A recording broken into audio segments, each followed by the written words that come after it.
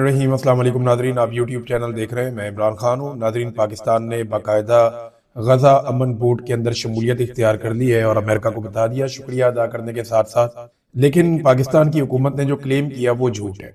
पाकिस्तान की गवर्नमेंट ने यह कहा कि मुश्तरका तौर पर बहुत सारे मुल्कों के साथ मिलकर हमने ये किया और दीगर मुसलमान ममालिक जो है वो हमारे साथ शामिल है। हालांकि ऐसा नहीं है। ये बात अब रिकॉर्ड पे आ चुकी है कि पाकिस्तान ने, यूएई ने और बहरीन ने और मिस्र ने, इन्होंने पहले किया था। यानी जो यूएई है वो तो इसराइल को पहले से तस्लीम करते हैं, बहरीन के भी ताल्लुकात इसराइल के साथ नॉर्मलाइज हैं और मिस्र का भी आपको पता। तो ये वो ममालिक हैं जिन्होंने पहले सबसे बिस्मिल्लाह की थी और पाकिस्तान ने डोनाल्ड ट्रंप की आवाज के ऊपर लब्बैक कहा था और गजा पीस बोर्ड का पाकिस्तान हिस्सा बन गया था। सवाल ये पैदा होता है कि जो बातें पाकिस्तान की हुकूमत पाकिस्तान की आवाम को बता रही है, क्या वो बातें दुरुस्त हैं? पाकिस्तान की हुकूमत जो दावे कर रही है फलस्तीन को लेकर, गजा को लेकर और गजा अमन बोर्ड को लेकर, क्या वो हकायक से मुनाफी तो नहीं है? क्योंकि डोनाल्ड ट्रंप झूठ नहीं बोल रहा। डोनाल्ड ट्रंप ने जो बात की वो सच्ची बात की है और जो हकीकत है वो सामने रखी है, जबकि पाकिस्तानी हुक्मरान लगातार पाकिस्तान के साथ झूठ बोल रहे हैं। अभी जो मजीद इशारे आ गए हैं, इसमें सऊदी अरब का, तुर्की का और दीगर ममालिक का इशारा भी आ गया कि वो भी शामिल हो जाएंगे। लेकिन सऊदी अरब और तुर्की ने जो बयानात दिए हैं उनमें पूरी क्लैरिटी नहीं है।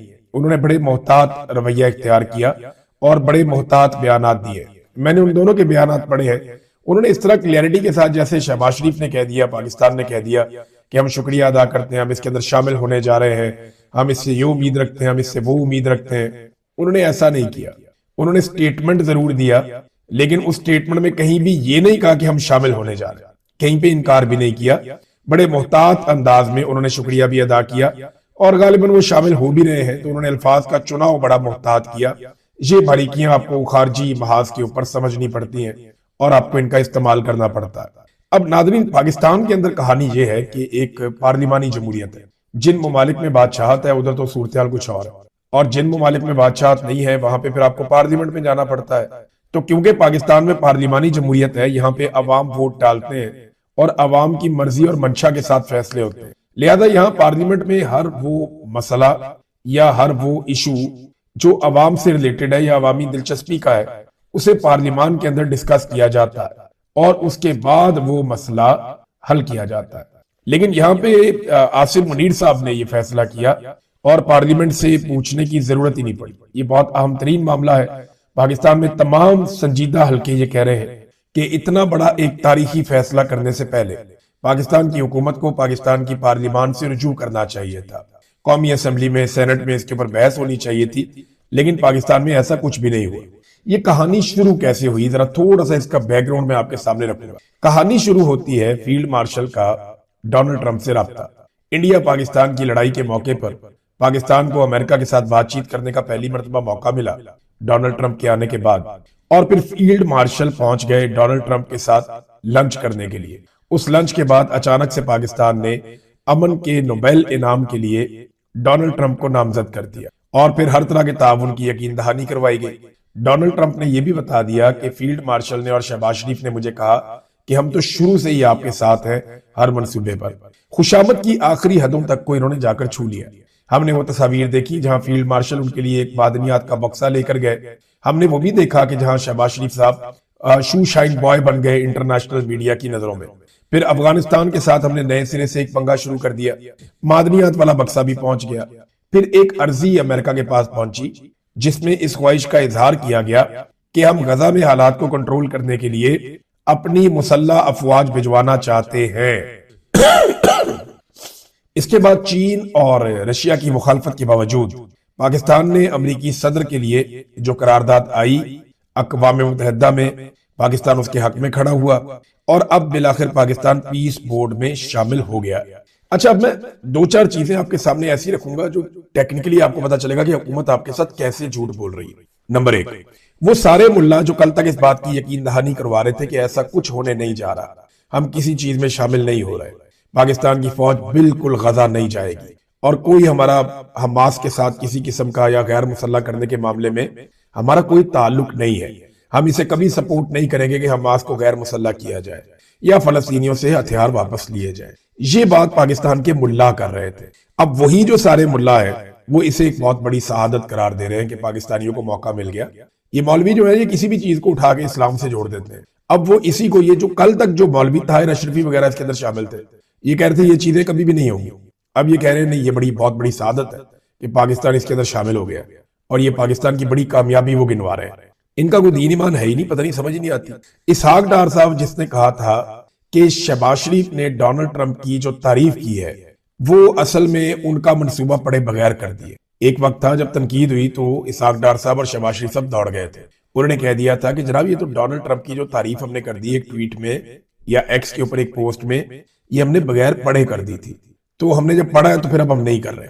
लेकिन पढ़ने के बाद इन्होंने ना सिर्फ तारीफ की बल्कि उस मंसूबे के ऊपर अमल दरामद भी करवाया, अक़वाम मुत्तहिदा में करारदाद भी पास करवाई, और जो पहले पहले ममालिक हैं जिन्होंने इसको कबूल किया और वो हिस्सा बन गए इस अमल का, गजा पीस बोर्ड का, वो भी ये शामिल हो गए उसके अंदर। तो यहाँ पे भी एक बड़ी अजीबोगरीब इन्होंने हरकत की है।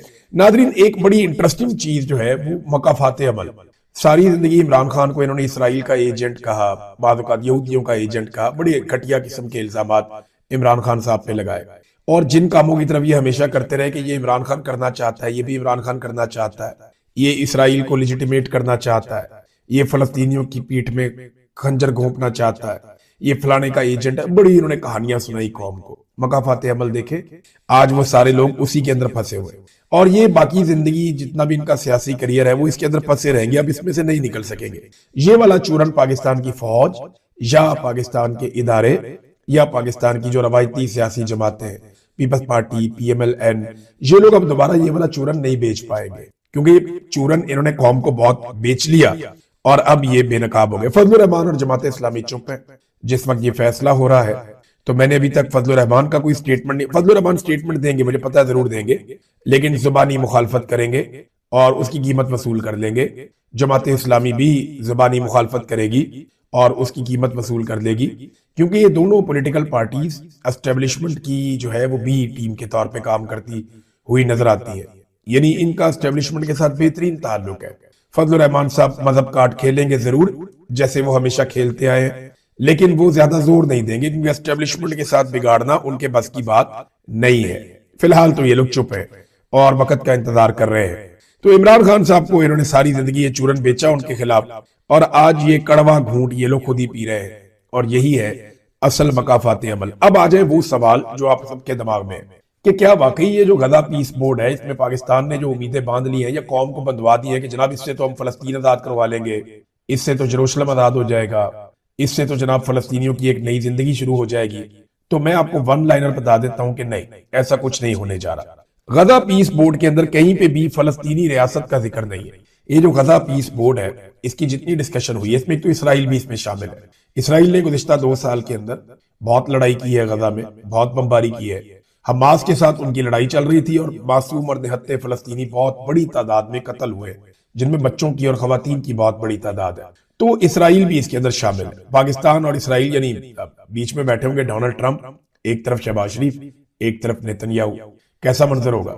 हो सकता है आपको यह मंजर देखने को भी मिल जाए कभी। बहरहाल अब क्या फलस्तीनी रियासत बनेगी? नहीं जी, इसके अंदर है ही नहीं, इसमें कहीं पे भी इसका तस्करा नहीं है कि ये फलस्तीनी रियासत बनाएंगे, ऐसा कोई वादा इसके अंदर शामिल नहीं है। नंबर 2, क्या जेरूशलम का कोई जिक्र है? बिल्कुल नहीं है। हमारा जो पाकिस्तान का मौक़िफ़ है या जो सऊदी अरेबिया का मौक़िफ़ है या बाकी ममालिक का है, वो मौक़िफ़ बड़ा क्लियर है, 1967 वाली पोजीशन, और जेरूशलम जो है वो दारुल हुकूमत होगा, ये मौक़िफ़ है। लेकिन जेरूशलम का तो यहाँ तस्करा ही कोई नहीं है, यहाँ तो सिर्फ गजा की बात हो रही है, और गजा में भी एक येलो लाइन इन्होंने खींची हुई है कि इससे उधर वाला इलाका इन्होंने ऑलरेडी दे दिया है इसराइल को, और इसराइल अपनी जो येलो लाइन है उसको भी धकेलता जा रहा है, मजीद फलस्तीनियों को दीवार के साथ लगा रहा है। मैं आपको कल का वाकया बता देता हूँ। एक गाड़ी के ऊपर इसराइल ने दोबारा हमला किया, और जो इसराइल ने गुज़िश्ता 24 घंटों में हमले किए हैं उनमें 11 फलस्तीनी शहीद हुए, जिनमें 3 सहाफी भी हैं। ये आप उनकी तस्वीर देख लें, ये 3 सहाफी भी शहीद हो गए और 11 फलस्तीनी शहीद हुए हैं गुज़िश्ता 24 घंटों में। तो वो सिलसिला रुका तो नहीं है अभी। तो जेरूशलम का कोई इसके अंदर तस्करा नहीं है कि बैतुल मक़दस आजाद हो जाएगा या मस्जिद अक्सा में आप जाके नमाजें पढ़ेंगे और कोई फलस्तीनी रियासत बनेगी, ये चीजें नहीं है इसमें। क्या फलस्तीनियों की हुकूमत बनेगी? देखिए, इस वक्त फलस्तीन के अंदर गजा में फलस्तीन की हुकूमत वो इस तरह से है कि वहां पे हमास सबसे पॉपुलर जमात है। हमास की पॉपुलैरिटी 60 से 70% के बीच में, वो 2/3 अक्सरियत में पॉपुलर है, और अब जो कुछ हो रहा है इसके बाद उनकी पॉपुलैरिटी और बढ़ेगी। लेकिन हमास को इस सारे से बाहर रखा जा रहा है, तो फलस्तीनियों की हुकूमत भी नहीं है। और गजा में होने वाले जो तरक्याती मंसूबे हैं जिनको अब लाया जाएगा, बड़ी बड़ी बिल्डिंग्स बनाई जाएंगी, बहुत बड़े बड़े रिजॉर्ट्स बनेंगे, क्योंकि ये बड़ा खूबसूरत प्लॉट है। ये जो गजा की पट्टी है ना, ये दुनिया का खूबसूरत तरीन इलाकों में से एक इलाका है। यूरोप के लोग, अमेरिका के लोग, दुनिया के कई इलाकों से लोग यहाँ पे सैर करने आया करेंगे। ये एक ऐसा इलाका बनाया जा रहा है, और यहाँ पे बहुत बड़ी सरमायाकारी डोनाल्ड ट्रंप और उनके दामाद लेकर आ रहे हैं। एक चीज मैं आपको और भी अभी क्लियर कर देता हूँ, एक तो जो भी वहां पे डेवलपमेंट होगी उसमें फलस्तीनियों का कोई हिस्सा है या नहीं, इसके बारे में भी किसी किस्म की कोई क्लैरिटी नहीं है। और क्या पाकिस्तानी फौज गजा में जाएगी, ये पाकिस्तान ने खुद दरखास्त कर रखी है कि हमारी फौज गजा में जानी चाहिए, हम अपनी मुसल्लह फौज को गजा में खिदमात सर अंजाम देने के लिए भेजना चाहते हैं। खिदमात कौन सी हैं वो डोनाल्ड ट्रंप ने बताया, मैं आपको वो पढ़ के सुना देता हूँ। डोनाल्ड ट्रंप ने जिन खिदमात के बारे में बात की वो क्या है। सदर ट्रंप ने गजा में अमन बोर्ड में शामिल मुल्कों का मैंडेट बता दिया कि ये जो अमन बोर्ड के अंदर शामिल ममालिक है ये क्या करेंगे। उन्होंने कहा जी वो ममालिक ना सिर्फ गजा से हमास का सफाया करेंगे बल्कि लबनान में हिजबुल्लाह को भी जड़ से उखाड़ फेंकेंगे। लबनान के अंदर हिजबुल्लाह को खत्म कर दिया जाएगा और जड़ से उखाड़ फेंका जाएगा, और ये तमाम ममालिक मिलकर ये काम करेंगे। जबकि गजा के अंदर से हमास का मुकम्मल सफाया कर दिया जाएगा, और ये काम भी बोर्ड ऑफ पीस में शामिल ये सारे ममालिक करेंगे जो अब तक शामिल है। और मशरिकी वस्ता में हर उस मज़ामत को हम खत्म कर देंगे जो इसराइल के खिलाफ होगी। समझ आइए आपको। डोनाल्ड ट्रंप ने गजा पीस बोर्ड का मकसद बता दिया। 3 मकासद उन्होंने बताया। 1, हमास को जड़ से खत्म करना। 2, हिजबुल्लाह को लबनान में जड़ से उखाड़ फेंकना, हमास का सफाया करना। नंबर 3, इसराइल के खिलाफ जो भी खतरा है मशरिक वस्ता में हर उस मुजामत को खत्म कर दिया जाएगा जो इसराइल के खिलाफ है। ये है जनाब डोनाल्ड ट्रंप का मंसूबा, और पाकिस्तान इस मंसूबे में डोनाल्ड ट्रंप का साथी है, पाकिस्तान इसका हिस्सा है। ये डोनाल्ड ट्रंप ने कहा है, मैं नहीं कह रहा। देखिए, डोनाल्ड ट्रंप को आप कुछ भी कहें, जितना मर्जी बुरा भला करें, लेकिन आपको एक बात माननी पड़ेगी, वो सच्चा आदमी, वो झूठ नहीं बोलता, धोखे में नहीं रखता, वो साफ बात करता। उसने साफ बताया जी इसराइल की हिफाजत के लिए सबको इकट्ठा कर रहा हूं। अब शहबाज शरीफ आपको कुछ और चूरन बेचेगा, आसिम मुनीर आपको कोई और चूरन, ये आपको सारी जिंदगी बेचते ही आए चूरन। ताहिर अशरफी आएगा, वो अपना चूरन का डब्बा खोल लेगा, ये सारे आपको चूरन बेचेंगे। आप ले इनका चूरन अगर आपका दिल कर रहा है तो, लेकिन हकीकत वही है जो डोनाल्ड ट्रंप ने बता दी। वो झूठ बोल नहीं रहा, वो सही बात कर रहा है और सादी सादी बात कर रहा है, और पाकिस्तानी फौज वहां जाना चाहती है। देखिए, इसराइल को भी एतराज कोई नहीं है। इसराइल ने जो गजा की सरजमीन है वहां पे कतरी और तुर्की फौज, यानी तुर्क के फौजी वहां पे नहीं आएंगे और कतर के फौजी यहां पे नहीं आएंगे। ये बात नेतन्याहू ने कैटेगोरिकली कह दी है। नेतन्याहू ने बड़ी क्लैरिटी के साथ ये बात की। उसने कहा जी मैं जोर देकर ये कहना चाहता हूं कि तुर्की की फौजें और कतर की फौजें ये हरगिज गजा में नहीं आएंगी, इन्हें नहीं आने दिया जाएगा। जबकि हैरत अंगेज तौर पे, और बल्कि इसको तशवीशनाक भी आप कह सकते हैं, कि नेतन्याहू को पाकिस्तानी फौज पे किसी किस्म का कोई एतराज नहीं है। अगर हम अपने गिरबान में झांकें तो ये जरा शर्मिंदगी वाली बात है कि कतर की फौजों पे और तुर्की की फौजों पे नेतन्याहू को एतराज है, पाकिस्तानी फौज पे कोई एतराज नहीं है कि फील्ड मार्शल आसिम मुनीर साहब की जेर क़यादत अगर पाकिस्तानी फौज गजा में आती है तो इसराइल को किसी किस्म का कोई एतराज नहीं है। और ट्रंप ने बता भी दिया कि ये फौजें आएंगी तो आकर ड्यूटी क्या करेगी, और इस ड्यूटी के लिए पाकिस्तान इतना उतावला है कि पूरी दुनिया में किसी और मुल्क ने ऐसा नहीं किया। लेकिन पाकिस्तानी हुकूमत ने, पाकिस्तानी फौज ने बाकायदा एक अर्जी डाली है कि हमारी फौज को जरूर आप गजा में ले जाएं। अब $1 अरब पाकिस्तान कैसे देगा? अच्छा, डोनाल्ड ट्रंप ने ना बहुत सारे ममालिक को इस पे लेटर लिखा है। रूस ने बड़ा जबरदस्त गेम किया। रूस ने एक ऐसा खेल खेला कि मैं वो पढ़ के हैरान हो गया। देखिए, इंटरनेशनल सियासत है ना, उन्होंने अपनी सियासत की। रूस ने यह किया कि यूक्रेन की जंग के बाद अमेरिका और मगरबी ममालिक ने रूस के अरबों डॉलर के असासे मुंजमद कर दिए थे। प्यूटन ने एक बयान जारी कर दिया। प्यूटन ने कहा ठीक है जी, अगर आप चाहते हैं कि हम गजा पीस बोर्ड का हिस्सा बन जाएं तो वो जो पैसे हमने आपको देने हैं वो उन अकाउंटों में से आप ले लें, वहां से आप वो पैसे पूरे कर दें जो अमेरिकन के पास पड़े हुए। अमेरिका फंस गया। अब उसके लिए अमेरिका को जो है ना वो डी फ्रीज करने पड़ेंगे, यानी जो मुंजमद किए हुए असासे हैं रूस के उनको वापस डी फ्रीज करना पड़ेगा और रूस के ऊपर जो पाबंदियां हैं वो खत्म करनी पड़ेंगी। तो रूस ने तो चले अपना एक दाव खेल दिया, वो हम देख भी रहे हैं। नादरीन, अमेरिका बार बार कनाडा को धमकी लगाता रहता है और ट्रंप जो है वो खुलकर कहते हैं कि कनाडा हमसे मुफ्त में सहूलियात और अशिया लेता है, चीजें लेता है हमसे, उसे हमारा एहसानमंद होना चाहिए, लेकिन वो हमारा एहसानमंद नहीं होता। कनाडा का वजूद ही अमेरिका की वजह से है। फिर कैनेडियन वजीर आजम को मुखातिब करते हुए उन्होंने कहा कि आइंदा बयानात देने से पहले ये बात अपने जहन में रखना। अब इसके जवाब में कनाडा के वजीर आजम ने एक अजीबोगरीब हरकत कर दी। उन्होंने अपने एक्स के ऊपर एक इश्तिहार पोस्ट कर दिया। सरकारी इश्तिहार है ज़हनी मरीजों के हवाले से, जिसमें दिमागी सेहत के हवाले से एक पैगाम दिया गया। तो उस पर उन्होंने ये भी कहा कि अगर कोई इसका शिकार है तो उसकी मदद के लिए हम तैयार हैं, यानी हम उसकी मदद कर सकते हैं। तो ये अब डोनाल्ड ट्रंप को चिढ़ाने वाली बात है। इससे पहले मादुरो भी डोनाल्ड ट्रंप को चढ़ा रहा था, फिर उसके बाद उसको उठाकर अमरीकी फौजी अपने साथ ले गए। लेकिन क्या ये कनाडा के साथ हो सकता है? कनाडा बड़ा मुल्क है, तगड़ा मुल्क है। कनाडा ने अमरीकी हमले की सूरत में जवाबी हिकमत अमली पे भी कुछ इंटरनेशनल मीडिया बता रहा है कि काम किया है। डोनाल्ड ट्रंप ने धमकी लगाई थी यूरोपीय यूनियन को टैरिफ की। उसने कहा था कि अगर आप मेरे साथ शामिल नहीं होते तो मैं टैरिफ लगा दूंगा। एक चीज नाज़रीन और अपने ध्यान में रखिएगा, ये बरतानिया हो गया या यूरोपीय यूनियन के ममालिक हो गए या कनाडा वगैरह हो गए, अगर आपको ये लगता है ना कि ये फलस्तीनियों के हक में खड़े होकर गजा पीस बोर्ड का हिस्सा नहीं बन रहे, तो अपनी गलतफहमी आप दूर कर दें। इनके मामला अपने अलग हैं। इनके मामला शुरू होते हैं डोनाल्ड ट्रंप के आने के बाद। जो वो यूक्रेन के सदर के साथ, ज़ेलेंस्की के साथ वो रवैया रखता है, उससे यूरोप को टक जाता है। फिर जो उसने अचानक से वेनेजुएला के साथ किया, फिर जो कनाडा के साथ उसकी एक टसल शुरू हो गई, फिर जिस तरह वो टैरिफ लगाना शुरू कर दिए डोनाल्ड ट्रंप ने, फिर जैसे नेटो के बारे में डोनाल्ड ट्रंप का रवैया रहा, उसके बाद जैसे डोनाल्ड ट्रंप ने कहा कि मुझे ग्रीनलैंड चाहिए, इन सारी चीजों ने भड़का दिया यूरोप को और कनाडा को और बाकी ममालिक को, बरतानिया वगैरह भी है। तो इन सबको लगा कि ये तो हमारे हाथ से गेम निकल जाएगी, हम तो जैसा कि एक गुलाम बनते जा रहे हैं। तो इनके अंदर एक रिएक्शन पैदा हो गया। अब जब उन्होंने रिएक्शन दिया तो रिएक्शन ये आ गया आपके सामने। जो यूरोपीय यूनियन है उन्होंने भी एक ऐलान कर दिया। उन्होंने कहा जी ठीक है, ये यूरोपीय पार्लियामेंट है, उन्होंने अमेरिका से तजारती मुआहदे की मंजूरी को मुअख्खर कर दिया। उन्होंने कहा ठीक है, जो मंजूरी हुई थी हम उसको मुअख्खर कर रहे हैं, अगर आप टैरिफ लगा रहे हैं तो हम भी आपके साथ तजारती मुआहदा जो हुआ था उसकी मंजूरी को मुअख्खर कर रहे हैं। जिसके बाद डोनाल्ड ट्रंप ने एक और यू टर्न लिया। 2 यू टर्न है डोनाल्ड ट्रंप के, दोनों मैं आपके सामने रखता हूं। डोनाल्ड ट्रंप ने ग्रीनलैंड के बारे में नया बयान दिया कि हम ने ग्रीनलैंड और दरहकीकत पूरे आर्कटिक खित्ते के हवाले से मुस्तकबिल के एक मुआहदे का फ्रेमवर्क तैयार कर लिया है। ये हल अगर मुकम्मल हो गया तो अमेरिका और तमाम नेटो ममालिक के लिए बेहतरीन साबित होगा।